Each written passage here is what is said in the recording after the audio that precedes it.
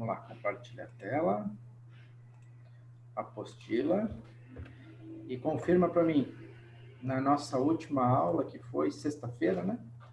Nós paramos aqui, não foi? Na página 5, nos fatores ou nos motivos que nos levam a utilizar os fármacos na forma de sais, né? Então, acho que a gente terminou falando isso aqui, referente à toxicidade, e aí, se não me engano, agora tem que dar continuidade aqui, ação biológica dos fármacos. Isso mesmo, professor. Isso. Então, tá bom. Maravilha. Bom, o efeito que os fármacos causam no nosso organismo é decorrência de um conjunto de processos químicos e bioquímicos que podem ser resumidos em 3 etapas, tá? Chamadas de fase farmacêutica, fase farmacocinética e fase farmacodinâmica. Então, antes de eu descer, né, mudar de página, deixa eu fechar aqui um pouquinho. Fala um negócio. Vamos, então, admitir que nós vamos falar desse estudo, né, das fases, das 3 etapas. Vamos admitir que seja um comprimido o medicamento, tá? Peguei o comprimido, botei água na boca e engoli o comprimido. Caiu lá no meu estômago. Qual é a primeira coisa que precisa acontecer dentro do meu estômago com esse comprimido? Absorver? Antes disso, Ricardo. Desintegrar, professor? Dissolver, né, professor? Dissolver. Antes de dissolver, desintegrar. Ele tem que se quebrar, certo? O comprimido não é uma coisa compacta, sólida, dura. Então, a primeira coisa é, esse comprimido, ele tem que ter uma friabilidade. Friabilidade é a mesma coisa que dureza. Tal que ele não pode ser muito fraco, senão ele quebra com facilidade. Ele também não pode ser duro demais, senão ele não se desintegra. Tá? Então, ele tem aí um ponto certo para compressão. Então, a primeira coisa, esse comprimido caiu no estômago, ele precisa se desintegrar. Para, na sequência, os componentes, né, o princípio ativo, um ou mais, poderem se dissolver no suco gástrico. Concorda? Vocês concordam também que um comprimido ele não é feito apenas pelo princípio ativo? Que ele tem outros componentes que fazem parte daquela formulação, mas os outros componentes eu não tenho pressa. O que eu quero é que o comprimido desintegre rápido e o princípio ativo se dissolva da maneira mais rápida possível. Eu peguei esse exemplo do comprimido, poderia ser uma cápsula, mas acho que o comprimido é mais adequado, porque se eu tivesse escolhido uma forma farmacêutica líquida, a gente não teria a etapa de desintegração, né? A gente já passaria direto para a diluição. Então, naquela primeira etapa, na chamada fase farmacêutica, precisa acontecer a desintegração da forma farmacêutica e a dissolução do princípio ativo. Tá? Então, nessa etapa, chamada de disponibilidade farmacêutica, o fármaco, após se dissolver, ele torna-se disponível para a segunda etapa, a etapa da farmacocinética. Portanto, após se dissolver, o fármaco está disponível para ser absorvido. Tá? E aí, a etapa 2 é chamada de fase farmacocinética. O que é que vai acontecer na etapa 2, na etapa da farmacocinética? Quais são os passos da etapa 2? Primeiramente tem a absorção. Absorção, o que mais que acontece na farmacocinética? Se isso aí eu tenho certeza que vocês já aprenderam. Tem a distribuição. E disponibilidade. Distribuição, que é ligado na proteína. Que mais? Metabolização. Metabolismo e por último, excreção. Excreção, ótimo. Agora, uma outra dúvida. Vocês falaram as 4 etapas, né? Eu quero saber o seguinte. Cada uma dessas etapas ocorre de maneira isolada ou as 4 etapas acontecem concomitantemente, ao mesmo tempo?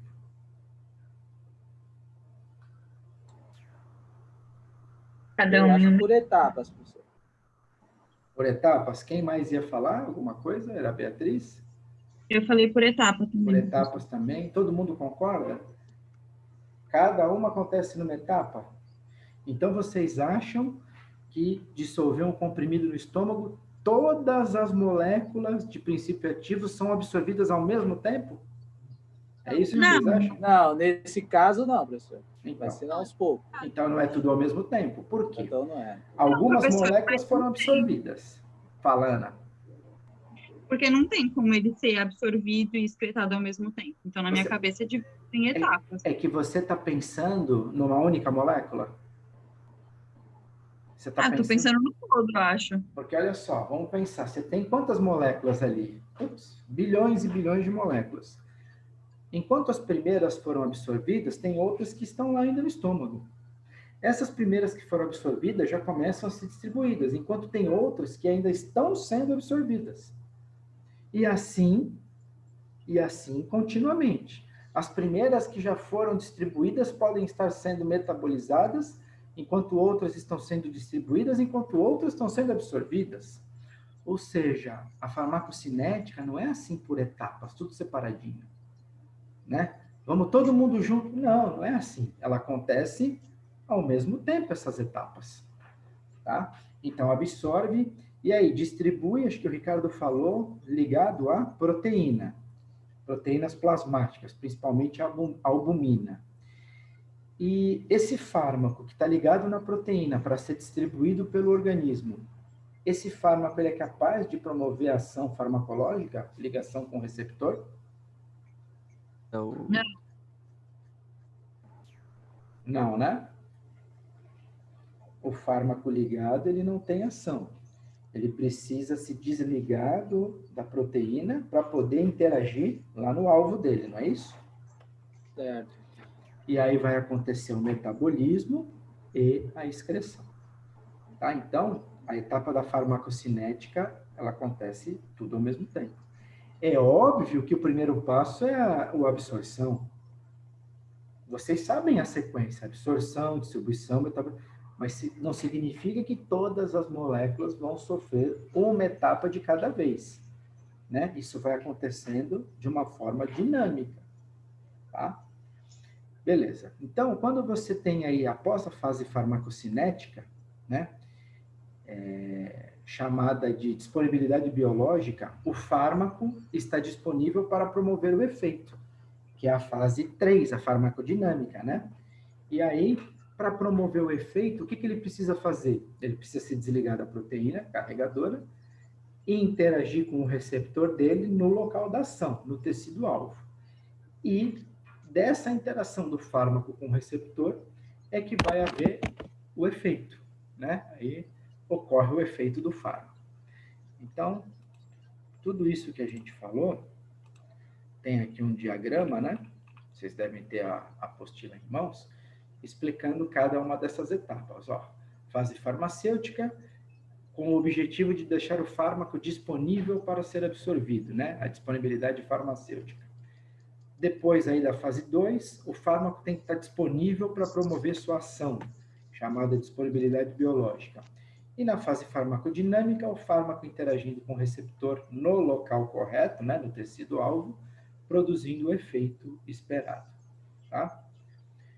Então, na fase farmacêutica, aqui tem um resumo de tudo isso que a gente falou, né? Na fase farmacêutica, também chamada fase de exposição, ocorre a desintegração da forma farmacêutica em que o fármaco é administrado. A fração dose disponível para absorção é a disponibilidade farmacêutica.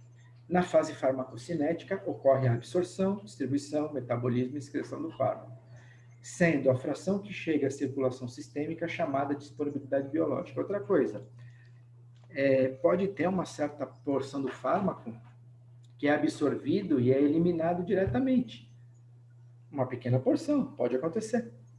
Ah, por isso que ele fala, sendo a fração que chega à circulação sistêmica chamada de disponibilidade biológica. Isso, pessoal, já é calculado. Quando os estudos propõem a dosagem do comprimido, isso tudo já é calculado. O quanto você ingere, o quanto vai ser absorvido, o quanto vai chegar na circulação, tudo isso é levado em conta, tá? E na fase farmacodinâmica ocorre a interação fármaco-receptor. E após essa interação, ocorre um estímulo que gera fenômenos químicos e bioquímicos que levam ao efeito. Então, a gente usou como parâmetro o comprimido. É mais vantajoso usar na forma líquida, então? o medicamento na forma líquida, a ação seria mais rápida? Sim. Sim. Porque você já não tem aquela desintegração, né? Inclusive, ele tem que desintegrar, e aí ele está desintegrando um sólido. Aquele sólido tem que se dissolver no suco gástrico.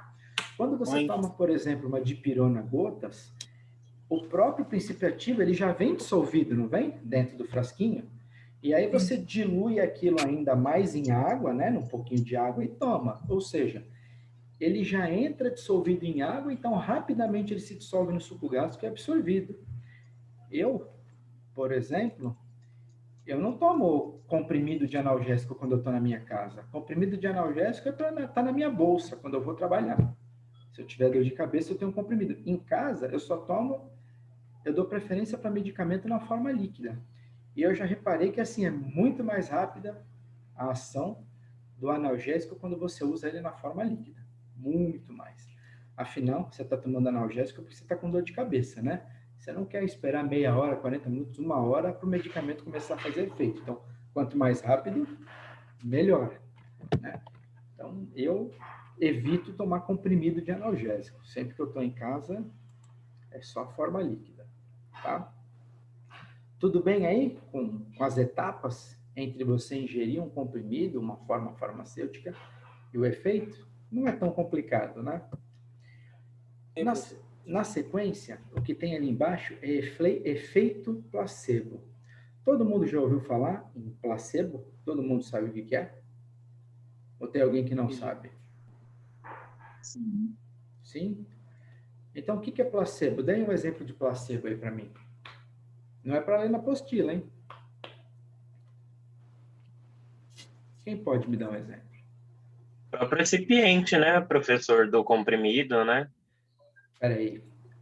É um comprimido só com recipiente? É isso, Isso, Gabriel? sem o princípio ativo. Pode ser um placebo, pode. Que mais? Xarope base. É a mesma coisa que você falou, um comprimido só com recipiente é a mesma coisa que um xarope base, né? Só mudou a forma farmacêutica. Dá na mesma. Que mais? Só isso? Quando vocês pensam em placebo, vocês só pensam em medicamento que não tem princípio ativo? É isso que vem na cabeça? Sim. Sim? Penso logo naqueles Sim, testes do professor. professor, que é feito, né, no teste do medicamento. Então, para vocês, placebo é isso. É um medicamento que não tem princípio ativo. Ponto. É, que não tem o efeito, né, professor? Fala, Ricardo. Desculpa, não entendi. Que não teria o efeito, né, professor? No Que caso, não teria um É efeito só para simular, né? farmacológico. Que não teria um efeito Isso. farmacológico, você quer dizer, né? Isso. Mas tem efeito, senão não adiantaria nada tomar placebo. É. Né? Por exemplo, não, Stephanie. Fala, Stephanie. A Stephanie fala. Eu ia falar que também é usado placebo em testes, por exemplo, de vacina, para ter Isso, um controle e desse isso. tipo de coisa. Esses testes aí que vocês têm ouvido falar na televisão, não tem um grupo que recebe a vacina e um outro grupo que não recebe a vacina de verdade? O cara é vacinado, só que ele não sabe que ele não está tomando uma vacina de verdade. Normalmente é soro, solução salina, que injeta nele, mas ele acha que está sendo vacinado. Até porque, né? O estudo tem que ser cego. Dizem que nem... porque quem aplica a injeção não é o médico que está fazendo estudo. Mas nem o médico, nem o paciente pode saber se ele está tomando a vacina ou a solução salina, o placebo. Para você poder fazer a comparação, o grupo controle, né? Para você poder medir a eficácia da vacina. Vocês acompanharam aí com o negócio da Coronavac? Aqueles percentuais de caso grave, caso moderado, caso leve, né? Aqueles percentuais todos. Então, existe placebo para vacina. Você só injeta soro no braço da pessoa. Tá? Mas, enfim, ela não sabe que está tomando vacina. Então, placebo, pessoal, é um efeito que pode ser atribuído a uma pílula, a uma poção, a um procedimento, a qualquer coisa que possa promover um efeito, mas que não seja derivado de um princípio ativo, de um fármaco. Tá? O que significa placebo? Placebo significa eu agradei. Tá? Então, vamos ver aqui o texto.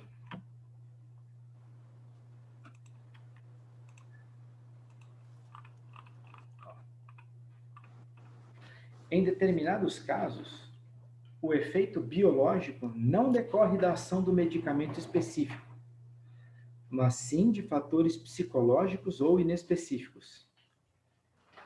Esse conjunto de fatores recebe o nome de efeito placebo, que do latim significa eu agradei.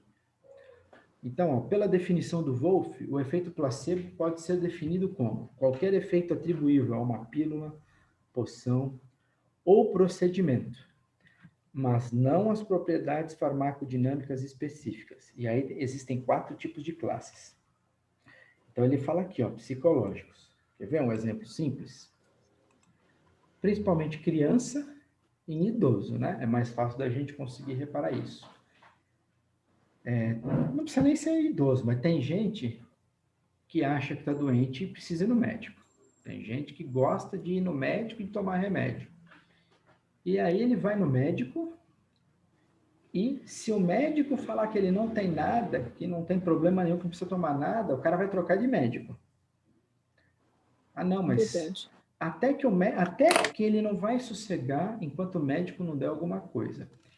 E sabendo-se disso, tem muitos médicos que prescrevem placebo. Ele prescreve na receita o medicamento e eles parecem que tem um código com farmácia de manipulação e homeopática que é entendido que aquilo é placebo. Então a farmácia não vai manipular aquilo que está na receita, vai manipular o placebo. E aí a pessoa fica contente, fica satisfeita, acha que agora está tudo certo, né? Então, o que é citado? A fé do paciente no médico, a fé do paciente no medicamento receitado, mesmo que ele não esteja tomando nada, tá? Criança também. Tem criança que quer tomar remédio a qualquer momento. Tem criança que fala que está ruim, que está doente, porque quer tomar remédio. E se você der água com açúcar e falar que é remédio, daqui a pouco essa criança vai falar que está tudo bem. Ah, eu melhorei sim, já estou bem melhor agora. E você deu água com açúcar. Então, assim, o fator psicológico, realmente, ele é muito importante, né?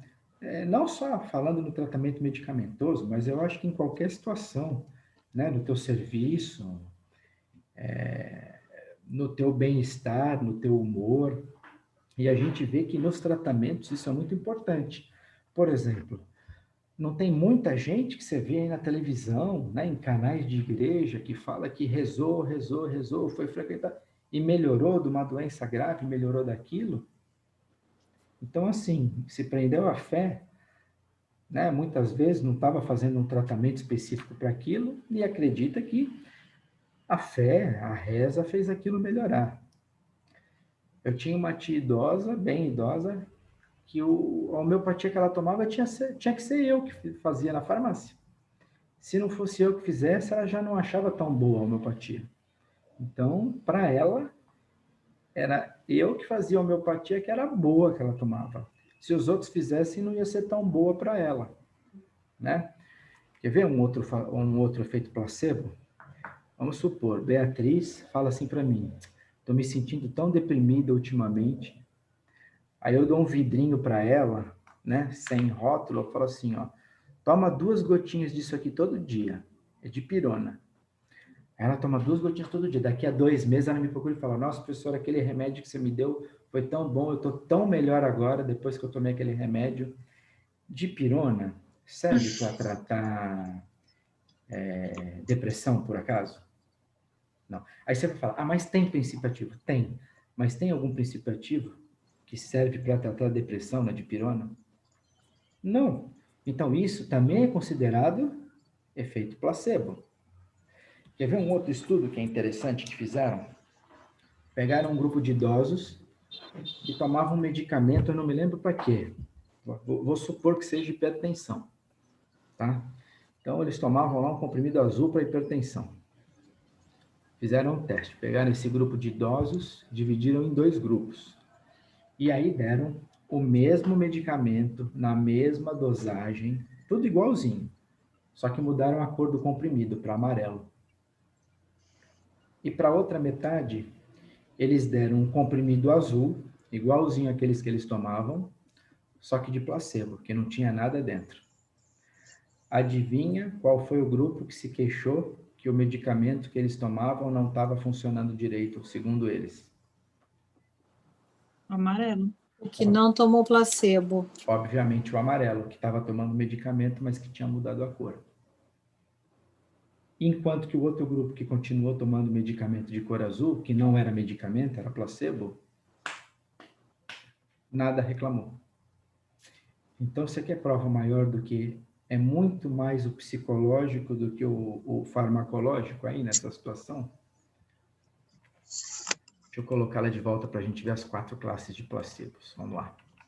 Primeira, substâncias simples farmacologicamente inertes, tais como açúcar, amido, lactose, talco e água destilada. Ou seja, quando você preenche a cápsula de açúcar, de amido, alguma coisa assim, né? Pseudomedicamentos como extrato de ervas, solução salina e vitaminas. Também é considerado placebo.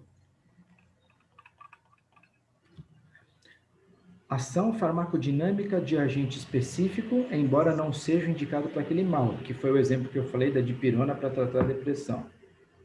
E os fatores psicológicos, tais como a fé do paciente no médico ou no remédio prescrito.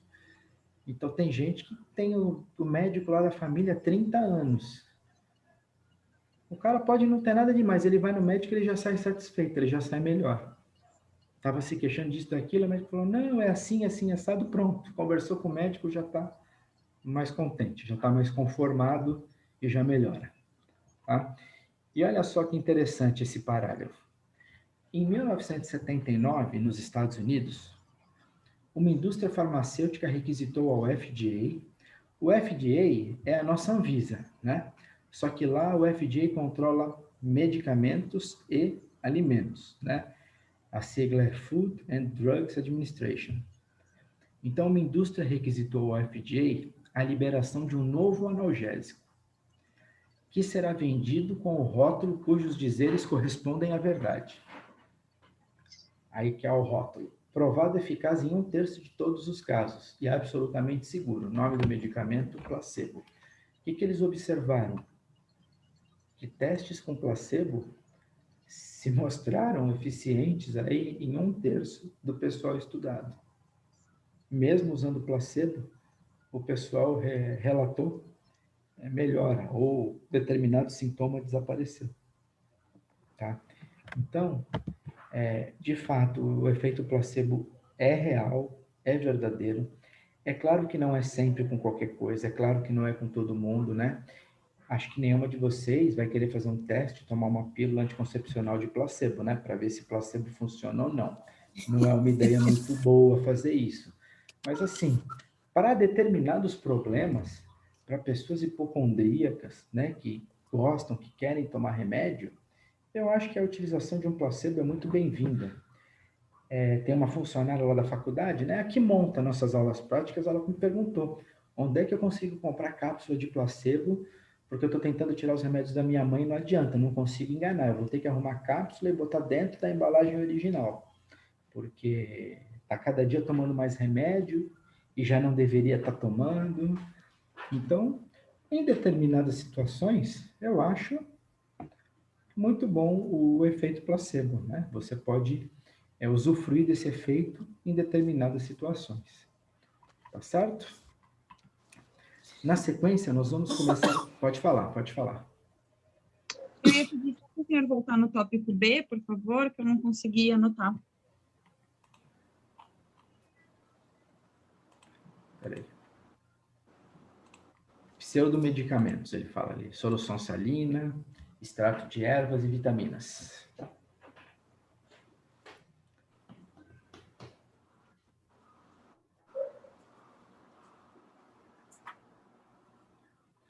Ó, Obrigada, professor. de nada. Em vez de escreverem assim, quando forem lançar o calendário de provas para vocês, sai lá, semana de provas, né? Eu vou pedir para trocar, vou pedir para colocar semana de exercícios para nota. Aí vocês já vão fazer a prova muito mais tranquilos, porque não vai chamar prova, porque quando chama prova, fica todo mundo desesperado. Se não tivesse o nome prova, seria muito mais tranquila a vida. Falou prova, escreveu a palavra prova, pronto. Fica todo mundo desesperado. Agora nós vamos entrar aí num longo caminho para falar de metabolismo, tá? Então vai ser aula de hoje, vai ser aula de sexta, vai ser semana que vem. Eu não sei se vocês viram, eu liberei no material didático hoje 6 páginas de reações de metabolismo que eu fiz tudo à mão, tá? Eu vi. Para ficar um pouquinho melhor do que está no livro, do jeito que eu fiz aqui na apostila ou que está no livro. O que eu fiz à mão fica mais fácil para você entender. Então, a gente vai usar a partir de sexta-feira a apostila e essas páginas que eu fiz à mão, tá? Sem a gente ler aqui, vamos tirar de novo. Para que serve o metabolismo dos fármacos? Qual é a função? Qual é o objetivo do metabolismo? Para que os fármacos precisam ser metabolizados? Eles são metabolizados para que eles não tenham mais, né, uma função dentro do organismo, digamos assim, não tem um efeito e para ser excretado em seguida. Então, você está dizendo que o fármaco precisa ser metabolizado para ser inativado e excretado. Em alguns casos, eles são inativados, fora outros, como acho que o diazepam, que acaba sofrendo uma biotransformação e tendo um efeito mais forte. Então, não é só para inativar. Ele pode, segundo o que você está falando, inativar e ele pode aumentar a potência, é isso? Dependendo do fármaco em questão. Uhum. Então, ó, Guilherme, além dessas duas que você falou, ele pode ser inativado, sim, pode. Ele pode se tornar mais potente, que nem você falou. Ele pode se tornar menos potente, mas ainda assim ativo. E tem uma outra situação que você não falou. Tá Ele faltando pode uma. virar uma substância, né, professor? Ele pode o quê? Meio que virar uma outra substância. Tem um medicamento, não lembro agora o nome, mas que após metabolizado ele vira a morfina, que um professor falou numa aula, eu não lembro agora o nome. Heroína? Não, era... Codeína? Ah, é codeína, isso. Codeína, Obrigada. heroína. Mas olha só, Ana, a codeína, ela já é um fármaco ativo, não é? E depois Sim. que ela é biotransformada, ela se transforma em morfina, que também é ativo, não é? Sim. Qualquer fármaco, depois de biotransformado, se transforma numa outra substância. Isso é normal, é assim mesmo. O que eu estou querendo dizer é o seguinte, o Guilherme falou que depois que metaboliza, ele pode ficar inativo, ele pode ficar mais ativo do que ele era. Aí eu complementei, eu falei que ele pode ficar também menos ativo. Então falamos as 3 coisas. Ele pode ficar inativo, mais ativo, menos ativo. E tem ainda uma quarta... Ativo, não? Oi? Pode se tornar ativo, né? Ele pode se tornar ativo. Então, se ele pode se tornar ativo, é porque antes ele era inativo. Inativo. Que é o No que caso da você... prednisolona, com a prednisona, né? que é ou ao contrário, prednisona, prednisolona, eu nunca lembro a ordem. O enalapril. Mas eu acho que é prednisona para prednisolona. Então, essa última opção, é o caso dos profármacos, né? Que são substâncias inativas, são biotransformadas e depois da biotransformação é que elas tornam-se ativas, é que elas começam a fazer efeito. Então, Guilherme, tudo isso pode acontecer. Além disso, o outro objetivo, né, que na verdade o objetivo principal, é tornar o fármaco mais polar para que ele possa ser mais facilmente excretado.